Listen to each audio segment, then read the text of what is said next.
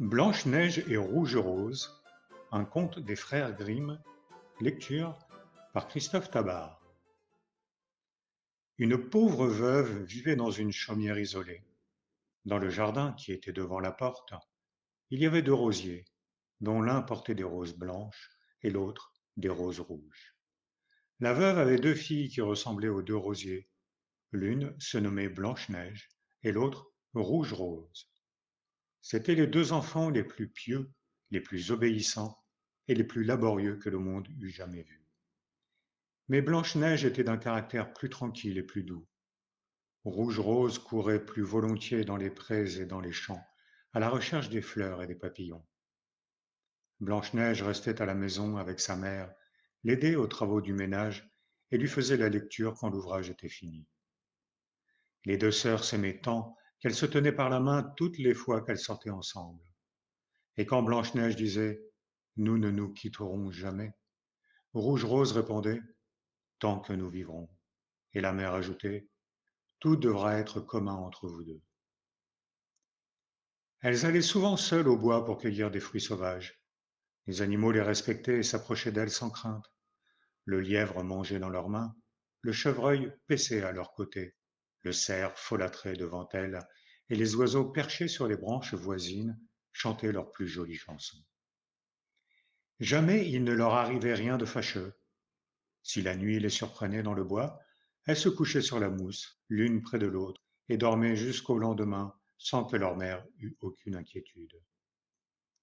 Une fois qu'elles avaient passé la nuit dans le bois, quand l'aurore les réveilla, elles virent près d'elles un bel enfant vêtu d'une robe d'un blanc éclatant.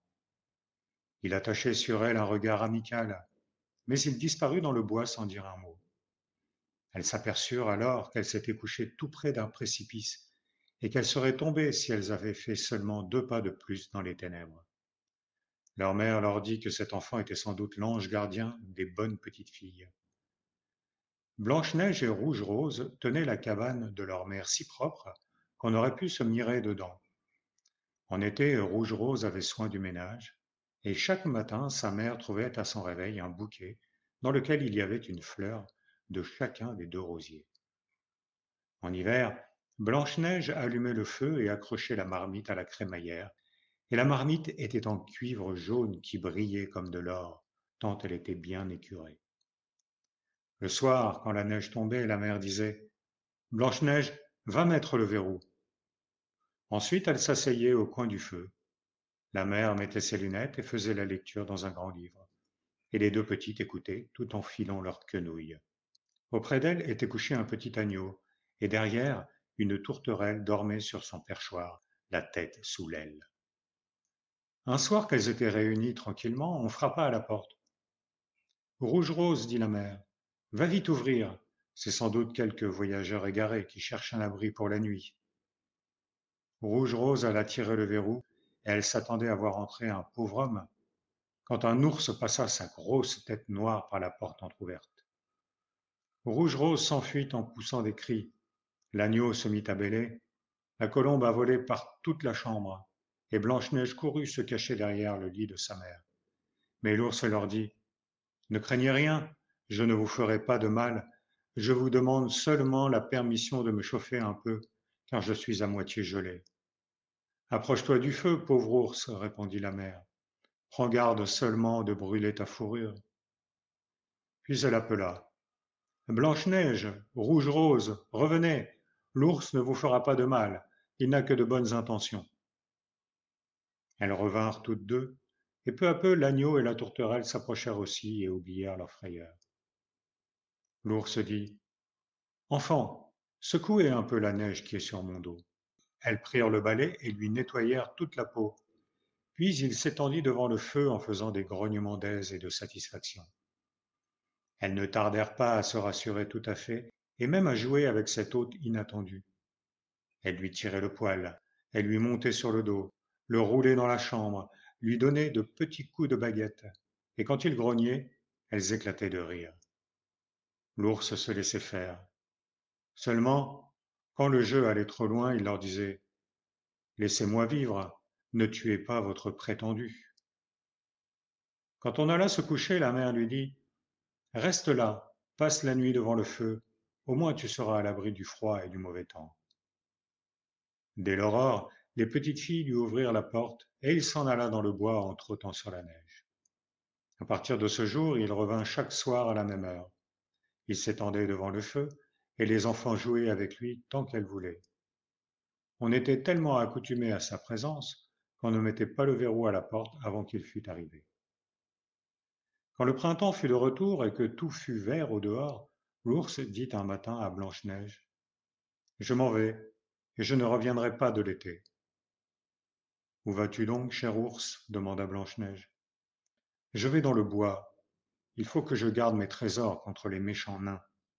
L'hiver, quand la terre est gelée, ils sont forcés de rester dans leurs trous sans pouvoir se frayer un passage. Mais à présent que le soleil a réchauffé la terre, ils vont sortir pour aller à la maraude. Ce qu'ils ont pris et caché dans leurs trous ne revient pas aisément à la lumière. Blanche-Neige était toute triste du départ de l'ours. Quand elle lui ouvrit la porte, il s'écorcha un peu en passant contre le loquet. Elle crut avoir vu briller de l'or sous sa peau, mais elle n'en était pas bien sûre. L'ours partit au plus vite et disparut bientôt derrière les arbres. Quelque temps après, la mère avait envoyé ses filles ramasser du bois mort dans la forêt. Elles virent un grand arbre abattu et quelque chose qui s'agitait çà et là dans l'herbe près du tronc, sans qu'on pût bien distinguer ce que c'était. En approchant, elles reconnurent que c'était un petit nain au visage vieux et ridé, avec une barbe blanche longue d'une aune. La barbe était prise dans une fente de l'arbre, et le nain sautillait comme un jeune chien après une ficelle, sans pouvoir la dégager. Il fixa des yeux ardents sur les deux petites et leur cria: Que faites-vous là planter, plutôt que de venir à mon secours? Pauvre petit homme, demanda Rouge-Rose, comment es-tu ainsi pris au piège? Sotte curieuse, répliqua le nain. Je voulais fendre cet arbre afin d'avoir du petit bois en éclat pour ma cuisine. Car nos plats sont mignons et les grosses bûches les brûleraient. Nous ne nous crevons pas de mangeaille comme votre engeance grossière et goulue. J'avais donc déjà introduit mon coin dans le bois, mais ce maudit coin était trop glissant. Il a sauté au moment où je m'y attendais le moins, et le tronc s'est refermé si vite que je n'ai pas eu le temps de retirer ma belle barbe blanche. Maintenant, elle est prise et je ne peux plus la ravoir.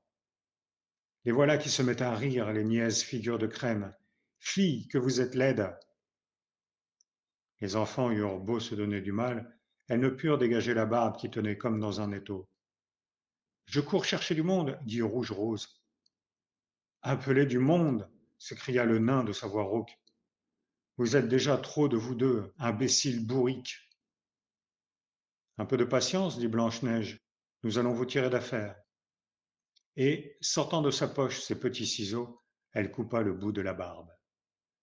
Dès que le nain fut libre, il alla prendre un sac plein d'or qui était caché dans les racines de l'arbre, en murmurant: Grossière créature que ces enfants, coupez un bout de ma barbe magnifique, que le diable vous récompense.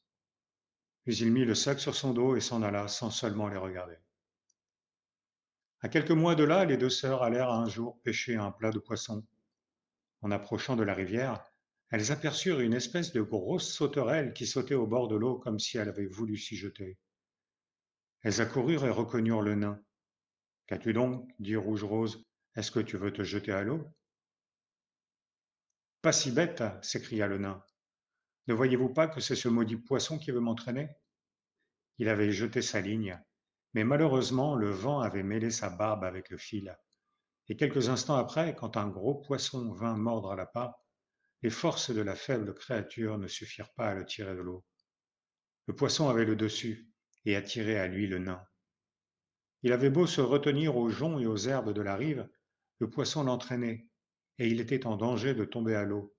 Les petites arrivèrent à temps pour le retenir, et elles essayèrent de dégager sa barbe, mais ce fut en vain, tant elle était mêlée avec le fil. Il fallut encore avoir recours aux ciseaux et en couper un tout petit bout. Dès que le nain s'en aperçut, il s'écria avec colère: Est-ce votre habitude, sotte brute, de défigurer ainsi les gens?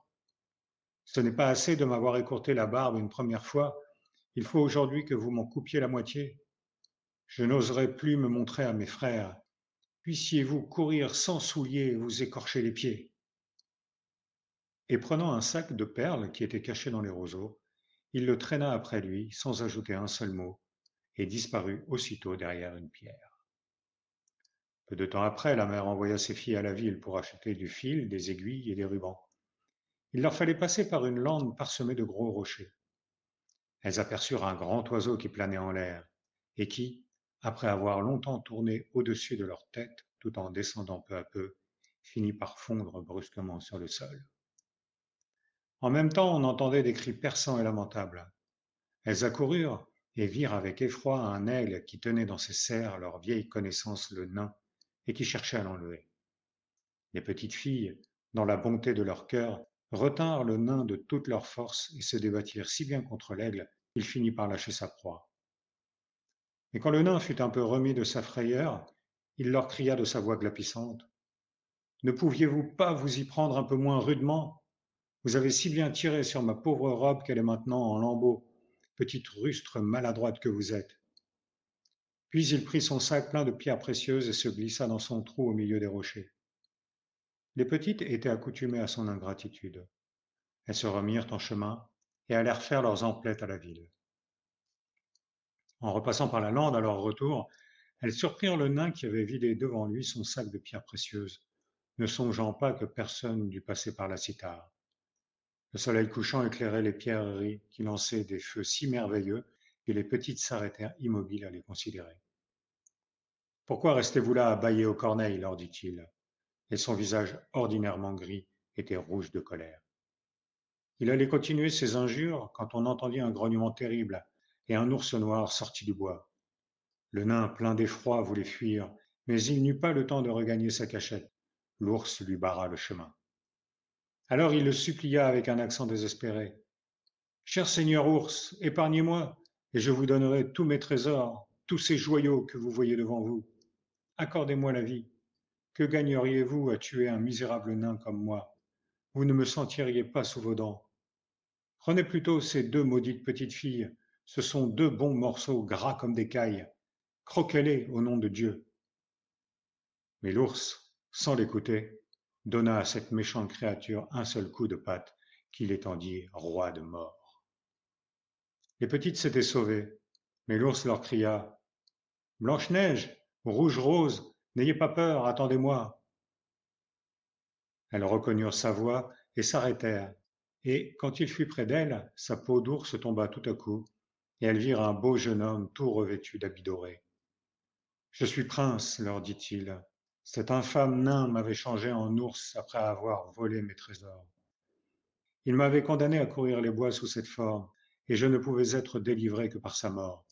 Maintenant, il a reçu le prix de sa méchanceté. Blanche-Neige épousa le prince, et Rouge-Rose épousa son frère. Ils partagèrent entre eux les grands trésors que le nain avait amassés dans son trou. La vieille mère vécut encore de longues années tranquille et heureuse près de ses enfants. Elle prit les deux rosiers et les plaça sur sa fenêtre. Il portait chaque été les plus belles roses, blanches et rouges.